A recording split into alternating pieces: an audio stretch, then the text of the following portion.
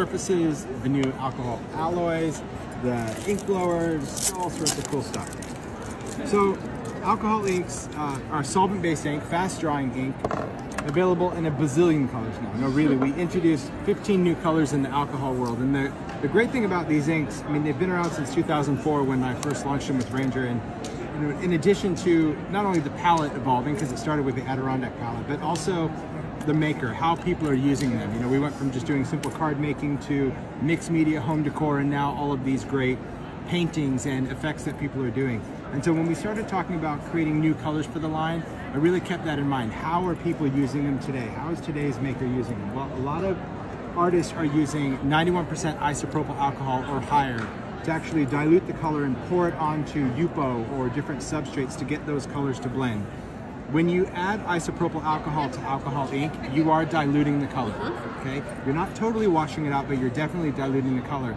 And so with that, these 15 colors, we wanted to create really intense punches of color, the most vibrant color we put in the line. So I'll go through the swatches. I won't necessarily go through all 15 colors because there's a lot of swatches to go through, but there is a swatch board on the other side. I encourage you to take a photo of it, but just fanning through the swatch, you can see right away when there is a new color, because that really bold color, that's a new color. For example, that's Gumball.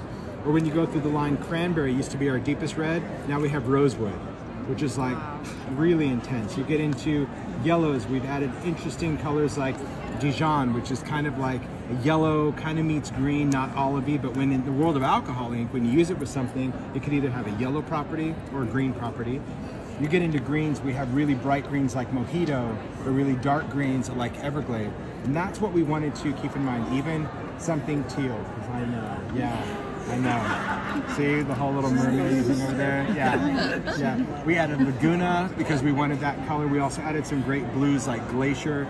And that was the inspiration, is how is today's maker. It doesn't mean you can't use them on cards like you've always done. It just means that the colors you're going to get are really going to be deep, vibrant, rich colors in your makes. Now, in addition to the colors, we've also introduced what's called an alcohol alloy. Now, there's 5 colors. I only have 4 left. I don't know where the other one is, but the alcohol alloy is a different kind of metallic, right? When we first launched metallics in the alcohol ink line, we launched mixatives. And mixatives are a metallic pigment in a solvent base designed to mix with the alcohol ink when you use it. It creates really great effects. I don't know if you can see that on the UPO. It's like a polished stone effect, right? It's designed to mix in with the ink and create these little veins of metallic. The alloy is a totally different kind of metallic. It is a leafing metallic that we use. Still has a solvent, but when you put it onto the surface, it's designed to clump. So instead of mixing with the ink, it's designed to like stay together and create a whole different effect of metallic over your background. So even on something like this tile, it looks like there's leafing in there, but that is the alloy. That's the ink that does that. It creates these chunks, these fragments of metallic that go onto the surface. So any of these elements of metallic that you see, those are the alloys now. So the alloys are unique because in addition to spreading out the way we want a metallic to do, it'll just start grouping up in really cool areas. So I'm going to demo how that's to be used. So, well, it's a $1 million question. In my opinion, as makers, I kind of feel like we're going to be done with this, because I just know as a designer, I'm over that. Like, you know what I mean? If that's all we had, okay, that's what we had. But because we have such a much better metallic, I can still get it to blend if I dilute it. But the fact that this is so much more intense than that. So Ranger's just going to watch the sales. Yeah, why would I? So I mean, I said to Ranger, I'm like, guys, if you want to be done with mixatives, like, it's okay. We have something else now. I think, yeah, we've kind of moved on. You found a different kind of metallic, you found a different resin. Let's go. So I hope that they do that, because I do feel that if it's something better, like, let's just focus our energy on that instead of trying to show the difference. But it is visually different. And when you see it, you're like, okay, why would I need that? But some people might still want subtle. I know painters that do it, they like that little subtle fleck. I'm for alloys all the way. In addition to that, there's different substrates, and I've worked on a lot of substrates. UPO, of course, is my favorite. It's a synthetic paper, it's a plastic paper. We have it in white, we have it in translucent, we have it in heavy stock. The nice thing about this, it's very forgiving substrate. You can use it, it floats color completely different than gloss paper does. We also have these hardcore art panels. This is an MDF wood that is laminated with vinyl on both sides. It makes great little art pieces. We have them in squares and rectangles. In this show, we launched these wonderful hexagons. So you can use them to stamp on. You can add color in the background. You can add resin. We have a new alcohol resin kit that just allows you to combine equal parts of this, mix it up, pour it over the top, self-leveling, 24 hours, you have a hard resin surface, and it doesn't affect the alcoholics. It doesn't smear them, it doesn't alter the color. It looks like glass. It's really beautiful. In fact, the resin, I'm going to steal my... Someone's like that.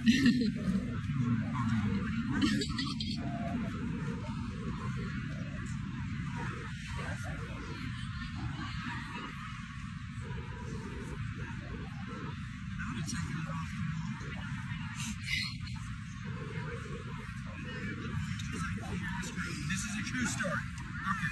So we have this designer spotlight thing for Ranger. We do it every year where you have to make something. And I needed to make something for distress and for alcohol. Now for distress, I had to make a project. And mine has more colors than anything. You'd be proud. I used 64 colors of it. And here's why, right? So we had to choose, each designer got to choose 5 makers, just at random, of people that had a certain style, an identifiable style. So I'm like, okay, I'll pick Stacy, she's going to do color. Paula, she'll do soft and vintage. Emma will be floral. I knew Zoe was going to be grungy, and I knew Jennifer McGuire was going to be color. Okay? Paula, brown. Stacy, brown. Emma, brown. Zoe, brown. I'm like, wait a minute, I'm the brown guy, like everyone else supposed to do different colors, so I thought, well, now I need to just pull it all this up, so I did all the colors. So when it came to alcohol ink, I thought, well, I'm not really a painter, I'm not an alcohol ink painter person, so I took one of the hardcore panels, put inks on there, put alloys on there, moved them around, which I'll talk about the blower, got all those colors, and I'm like, oh, that's interesting. I wonder how this resin's gonna work, because Ranger said we're adding this resin to your line, this alcohol resin. I'm like, I've never really worked with resin. I don't know what it does, and people are gonna say, how does it work with this? I have no idea. So I took the scrap, I went in and did alcohol lifting. I went and did lifting with the stencil. I took archival, I stamped it once, twice, 3 times, 3 generations. I did some rub-ons, and then I'm like, okay, I splattered it to see if the resin would make this ink run. Then when I was done, I let it dry. I poured the resin. I'll show you the resin.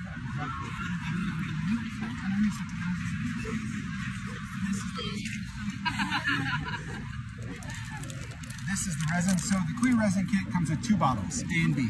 And all you do is you take equal parts in a cup, mix it up, 5 minutes, pour it over the top, self-levels. You can pop the bubbles with a heat tool or a torch. Right? So if you have a butane torch, you can do that, or use a heat tool to get the bubbles to pop. 24 hours, that's it. So this entire piece is done with 1 cup of this, which I thought I would have to pour several of it. You pour it on, take the spatula, pull it to the edge. But I just did this as a test piece to see like how would the resin work? Would the resin eat the rub-ons? Would the resin smear on cotton? Would the lifting disappear? And when I was done the next day and I came to look at my sample, I'm like, my project's done. So this was never even a project, but Dina's like, your composition is amazing. You're this and like, that was totally self-leveling. All you have to do on resin is get it to its edge because it won't overtake a dry area, is what I found. Like, if you spread around but you left a pocket, I would assume that the resin would kind of pull in. If you had a lot of resin, it might, but it really doesn't. It just kind of sits where it is. So I just pulled it to the edge. She's doing some dancing back there. She says she demos an interpretive dance. So I pulled this to the edge, and then yeah, it's self-leveled, and like that was it. So that's 1 layer of resin, which is awesome. So I love the fact. Thanks. So I love the fact that we can. And I amazing. Not knowing resin, I'm like, how much do I have to make? Like, how much do you gotta pour on there? And literally 1 cup did the whole thing. So you can resin over wood, or papers, or fabric, metals, anything like that. It's pretty awesome. So that is my resin piece. So we're going to do some demos using the inks, the alloys, and this silly little tool.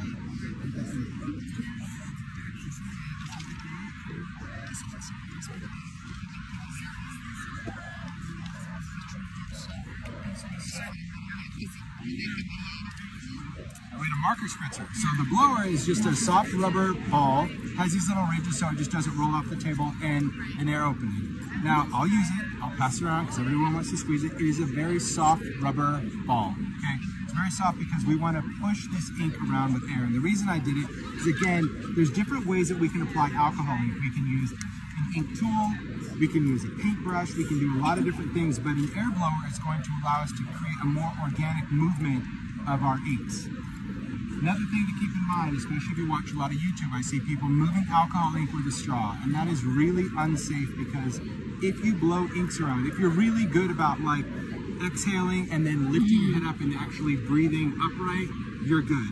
But most people are down here blowing the inks and then inhaling air, and if you suck the fumes right off the surface, they are very toxic to you, all right? If you just use alcohol ink and you smell it, well, that's a bonus. That's like, woo, this is so much fun. But other than that, you shouldn't be inhaling alcohol ink off the surface. So here's what I'm gonna do. I'm gonna start with a piece of UPO. It could be a full sheet or part of a sheet. And I'm going to take some isopropyl alcohol. Okay, this is 91%, so 91 or higher. Now I'm gonna work on the medium mat, so I'm gonna get rid of the craft mat, because I don't wanna use alcohol ink with this. And then I'm just gonna set up my colors. And I like to use the grid on here. It's kind of like a palette because I'm able to match up my caps later. I'm one of those people that I like the cap to match the bottle so I don't contaminate the different colors on there. That's just me. I'm just gonna add Monsoon. That's a good color. I'll probably end up with all of them, you never know. But here's what's unique. When I go and shake the color into this alcohol, see how the color reacts different on UPO than it does sitting in this isopropyl. The isopropyl alcohol actually suspends the alcohol in different layers. And I'll show you what I mean in just a second. So let's just throw on a few colors to start. And we're gonna take that air blower and we're gonna just start moving those colors around, okay? And when I move those around, you're gonna see all of those layers underneath. You're gonna see that pink is still under there. You're gonna see that blue under there. You're going to see that teal under there because that alcohol keeps all those colors separate and it's allowing me to move around. I'm basically just painting with air. If you want to use the alloys are really intense. This is a leafing metallic. So when I go and place this down, one drop is going to cover a very large area, right? Now you can use the alloys with alcohol ink or with blending solution, but you need to use them with one of the two because these contain resin and isopropyl alcohol doesn't. So if you only use them with this, even though they'll dry, the metallic will rub off. But if you use even just a drop of blending solution, that's going to be enough to set those metallics. And you'll see that the alloy is really, really intense. They have such a rich metallic property. I'm just going to go in and just add your alcohol inks. Yeah, it's really wild how these colors can move. And this blower is just allowing me, again, just to paint with air. See how I can break that up? So your alloys, you can see how, as you add them, they always want to kind of go back to the party. They just want to gather together, but this blower is going to allow me just to mix and break that up. And you can see that when I'm using it, I'm just applying a little bit of air to get that movement. I don't have to go in and just, like, we're not doing that unless you want fireworks, I suppose, on your background. But this gives you so much more control because the isopropyl alcohol takes longer to dry. If you only did this with ink and blending solution, you are not going to get this play. Because blending solution has the same drying time of these inks, which is about 7 to 10 seconds. So by the time you did a little bit of movement, it's over. Now, when you're mixing it, you can always go back and throw in colors. The alcohol inks will always react with each other.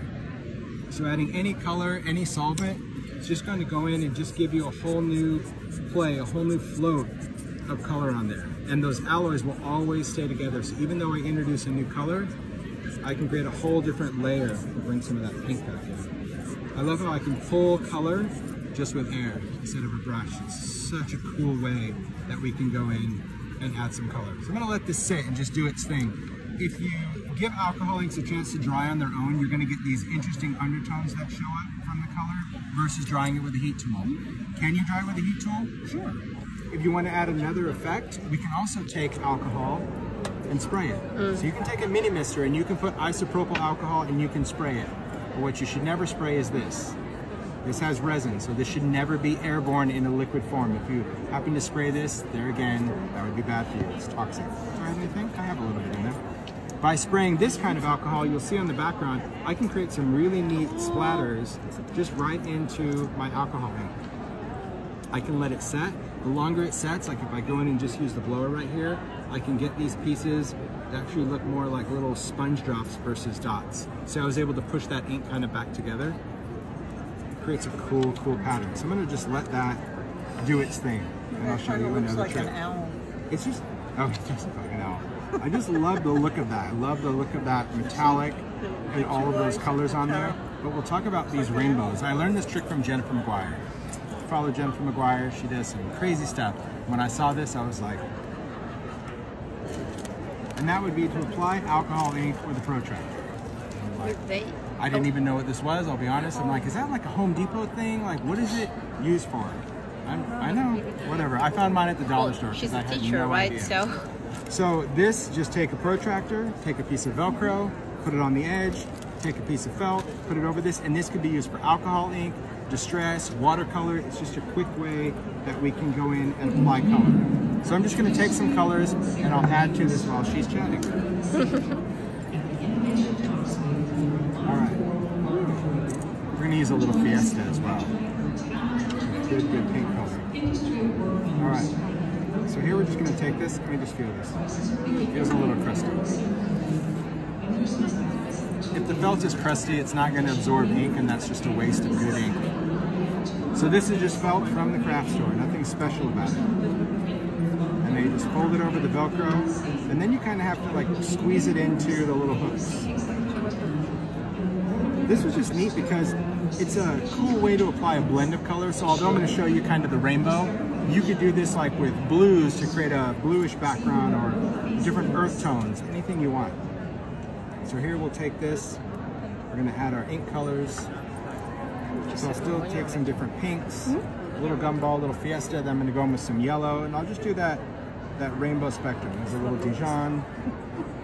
Let's take some Mojito. I could use a Mojito right now. Why not? Use a little Laguna. And all I'm doing is I'm just putting the nib on, and I am squeezing some of that color. Use a little Glacier. And you can go all the way to the end of the felt if you wanted to. I'm just going to do just a short little rainbow here.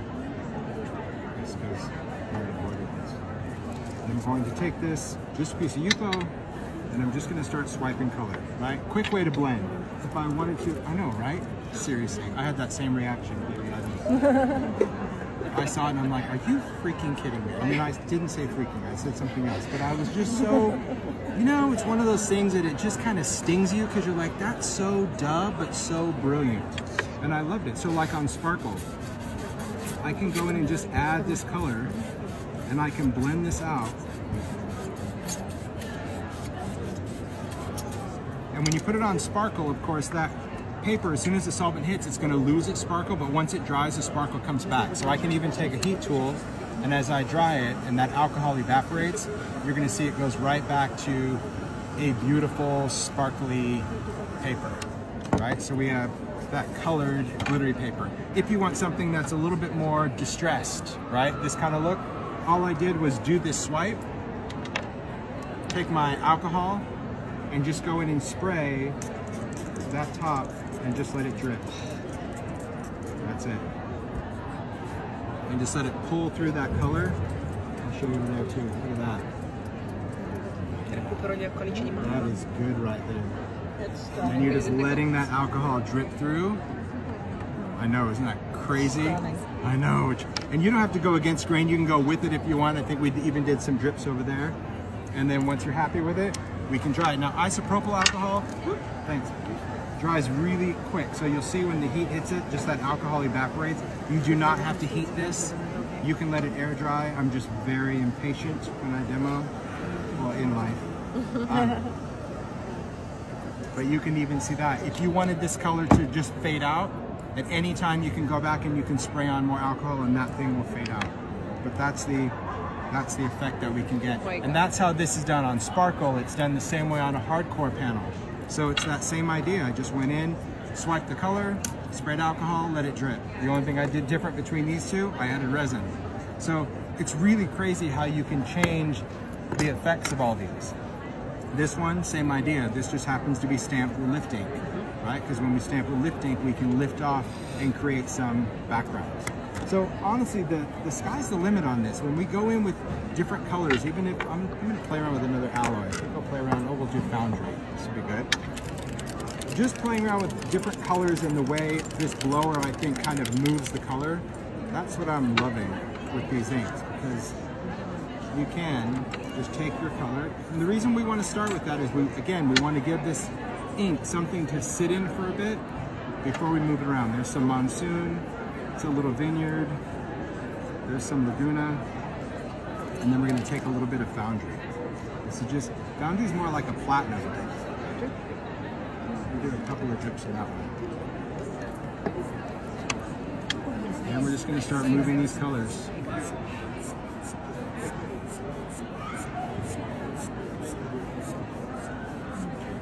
It's just wild how just that little bit of air, you get a whole different color reveal underneath everything. To play for days. I know. It's like it makes me feel like I know what I'm doing, but I really don't. It doesn't, just, yeah, it allows you to play in a totally different way.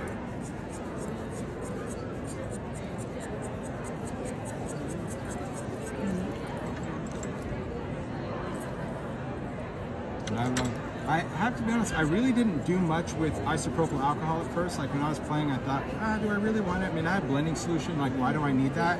And the more you start playing around with that alcohol, I mean, besides that, it does smell quite a bit, but you get way more movement. I think you get way more interest in your depth than I ever did with blending solution before. It's just allowing me to move these inks quite unique. I think just because that isopropyl, I mean, you can see how wet it still stays. You can see that kind of sizzle under there. That alloy is wanting to clump up. And even going over the top, you can see kind of that metallic sheen as I'm just bursting some air on there. Just a great look. Anytime I work on a background, I just like to play around with it, and then you could either cut out the part that you want, go in and add ink to the part that you think needs more. More layer, more. That's right, I know. You're only as good as your next layer, right? That's it. You look at that and you're like, oh, I should do something different. That's You beautiful. can move it around. It's just, yeah, cool. I love that color. Foundry is like, that's my favorite color in that. Because depending on how the light hits it and what you pair it with, sometimes it looks gold, sometimes it looks silver. That's the joy of platinum. So I'll do some lifting real quick. I'll take this and just show you some lift. Let's take a little bit of this. I won't use any alloy this time. I'll use whatever's close. And whenever I have it open, we'll use a little bit of rosewood. Rosewood means business. Rosewood is a very deep red. Almost like a mahogany. It's really, really good. Yeah. It's going to give us a nice, dark color. I love these purple tones. I'm going to go in and use a little bit more of that. It's, yes, 91% or higher isopropyl alcohol. Yep. And that's just going to just really move this color around. And see all these undertones that you get when you start moving those layers? I think that's also something really unique about that blower is before, when I would just stamp that ink, I seem to just kind of keep getting muddy and muddy and muddy, but this is allowing me to reveal some totally different colors in there. We're gonna let that dry. I'm gonna go borrow an alcohol lifting pad from the display. Just borrow.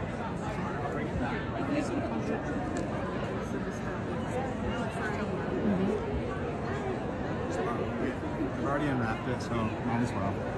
We're gonna do some lifting. I'm gonna dry this.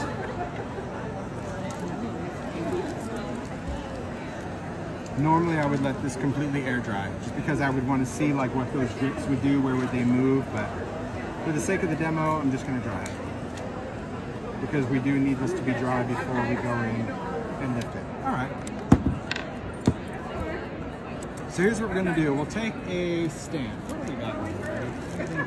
I don't know, I wasn't picking. Oh, there we go. That'll work. I was behaving We'll take myself, this. okay? Yeah, like, what is in here?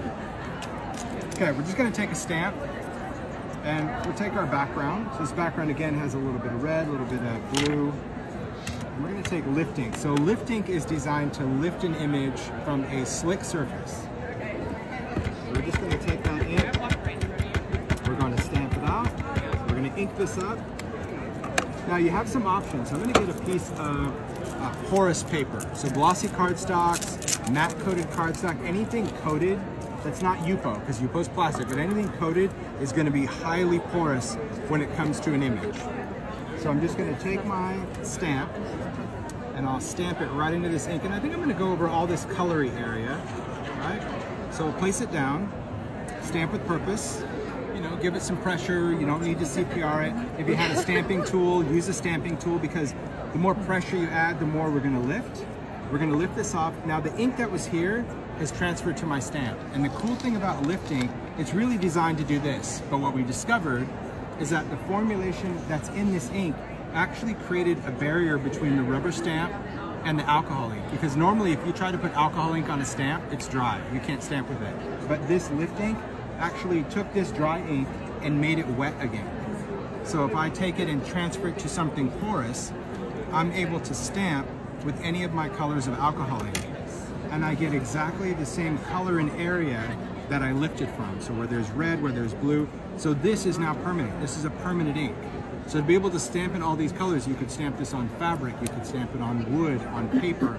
And these colors, as soon as it dries, is permanent because we stamped in alcohol. It doesn't damage your stamp in any way. Accident? It was a happy accident because it was really designed to do what I'm going to show you, which is lift. So lift ink lifts the color, but you have to do the lifting. It was just the ink that put it on there. So you're going to take something porous, a paper towel, and we're just going to start dabbing. And what that's doing is it's going to start lifting the color. So each time we just want to get a clean area of something porous, we're going to dab around that lift. Look at it, dab. And you're really looking at your design. You kind of see the image develop. It kind of comes into focus. And all we're doing is we're going to continue to dab this. And once you see that you're not lifting a lot of color, then we can go in and buff this off. And I'm going to show you how we use it with a stencil as well, because you can do this with a stencil in addition to a stamp. So then once we do that, I'm just going to buff that off, and now we've created that ghosted image. Really cool. It's done. But you don't always have to stamp the lift. You can just lift it and be done. But if you want to add some other effect, we can take a stencil. Let's see what we down here now. How do you clean it off the stamp? You just use archival. So I use archival cleaner. Yeah, archival cleaner really works the best, in my opinion, when it comes to cleaning it off. I'll use dots. I'll stick with bubbles. I was going, oh, I'll use this. Thanks, Mario. I think Mario cleaned my sensors, didn't he? Is he back here cleaning them? He knows. Yeah. It's like I really want to use that. All right. If you're going to use a stencil, I like to take a blending tool and a piece of foam. Excuse me 1 second. Yeah, thank you. foam there earlier. I always bring out a few, but never enough. There we go. Thank you. And the reason I want to use foam is because felt is going to get caught up in the stencil, but you could also use a brush, right? If you use a stencil brush, that's going to work really, really well. I'll show you that in a minute. But we want to use the re-inker for this, and here's why. If I go into my ink pad, I have to lift, but I have to go back and get more ink. And if you do that, you're going to contaminate your ink pad. This is going to give me enough ink by just taking a drop of the re-inker. Okay? And this is the same re-inker that is used on the ink pad anyway.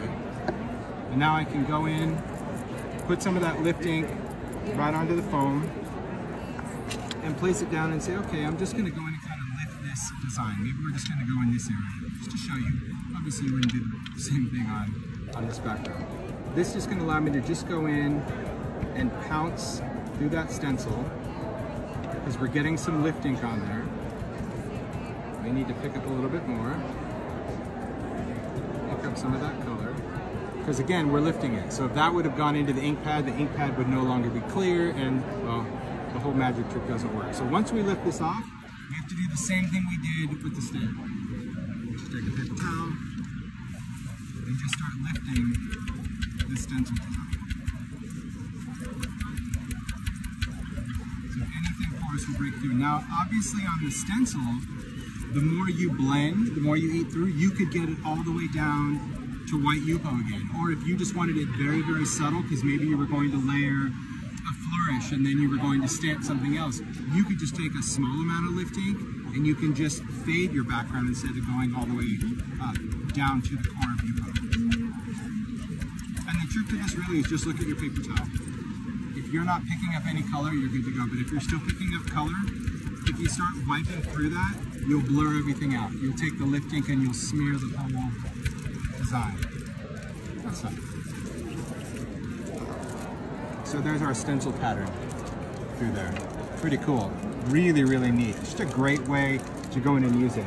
Here's a tip just on stenciling. Stenciling 101. I showed this during Facebook Live and people seem to really dig it. And I probably can't find my sample now that I mentioned it, but I'll see. Oh, I have them right here. One thing that is important to remember in our creative world, different tools do different things. For example, a stencil. This is a stencil and a blending tool. Going through that, it's going to blend, it's going to create a beautiful look through a stencil. This is the same stencil using a brush, right? I happen to use a distress brush, but you can use any kind of inking brush. A brush is always going to get closer to your stencil material. It's going to make more detail of your stencil instead of having wide marks. So for example, if you were lifting a stencil, you could use a brush with lifting. You don't have to use the blending tool. Same thing like on that doodle design. Blending tool, brush. And the brush just shows so much more detail of that design than the foam ever will. So even if you're doing lifting, if you want that really great detail, you could go in and just take your distressed brushes, go into your lifting, go through there and lift that design. Really neat effect. But pretty awesome different things that we can do. And I always find alcohol ink backgrounds really funny. Like when you're doing it, you're like, that is a hot mess. It's disgusting. But when you go back to it, you're like, look at me, man. That is... You know what I mean, right? You look at that and you're like, wow, that's a cool background. I might stamp on it, I might just leave it like that. So my advice, when you do alcohol ink, play like I play. Really, get yourself some Yupo. I would be honest, I wouldn't sacrifice a full sheet of Yupo. I'm definitely a half sheet kind of guy. So I take my Yupo, I like to cut it in half so I have a lot of different backgrounds. And just sit down with your inks and play. Don't have any other purpose other than creating things. If you're like, that's good, set that one off the side to dry, start a new one. Don't sit there and fuss with the same one indefinitely, because you might come back to it and be like, ooh, we're done, right? Or you might look and say, I need to throw in another color or something like that. And before you know it, really, you'll have all of these beautiful, crazy backgrounds that you can cut up, you can stamp on, they could be cards, you can die cut, you can make mosaic tile, you could really do anything you want. And if you're playing around with lifting, I always encourage you to stamp. Even if you have no use for it right now, throwing that in your pile, you might look at that and be like, oh, that's gonna be really cool. I'll cut that and put it on the inside of a card and stamp it with a sentiment or a quote. And my advice is just play. And the alcohol inks with these new vibrant colors, these new alloys, and this crazy little thing that just moves ink around, I think just it's going to give us a whole new way to play with our alcohol ink. I can't wait to see even what people will do with this. I know I already had several makers in going, I want to use that on watercolor. You know, I want to brush my watercolor, and instead of letting the watercolor dry to the end, I want to just move that watercolor back and forth. So that's what I think makes our industry so great. Our makers, right? People doing what we want to do. So I use archival cleaner. Archival.